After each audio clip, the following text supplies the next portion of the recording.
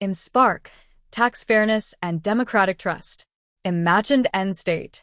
A fair, transparent tax structure where ultra-wealthy households and large corporations contribute proportionally, public investments are sustainably funded, and confidence in democratic institutions is strengthened. Source: Economic Policy Institute. 2025 Raising Taxes on the Ultra-Rich, a necessary first step to restore faith in American democracy and the public sector. What's the big deal? This report makes a dual argument, fiscal and democratic, that meaningful taxation of the ultra-rich and large corporations is the necessary first move toward restoring both revenue adequacy and public trust. For years, polling has shown consistent public support for higher taxes on extreme wealth, yet policy outcomes have followed a one-step forward, two steps back pattern, where modest increases are later overwhelmed by larger tax cuts, especially on top earners. Economics. The result is structural revenue shortfalls that undermine the government's ability to fund social insurance, infrastructure, health systems, and long-term public investment. The report emphasizes that this is not only a budget math problem but a legitimacy problem.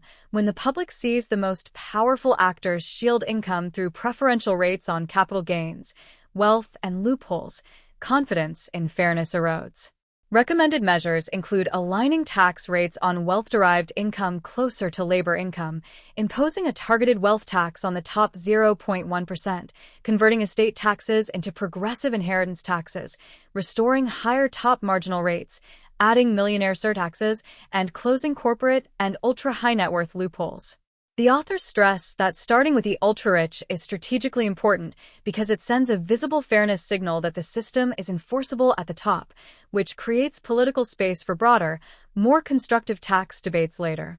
For vulnerable communities and PICIDS populations that rely heavily on functioning public systems, fair share taxation upstream supports resilience, services, and equity downstream.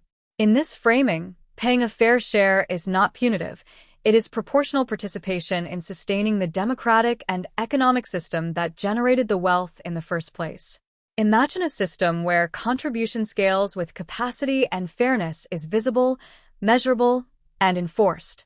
When those who benefit most from economic systems reinvest proportionally into the public good, trust grows, institutions stabilize, and policy debates move from suspicion to shared responsibility.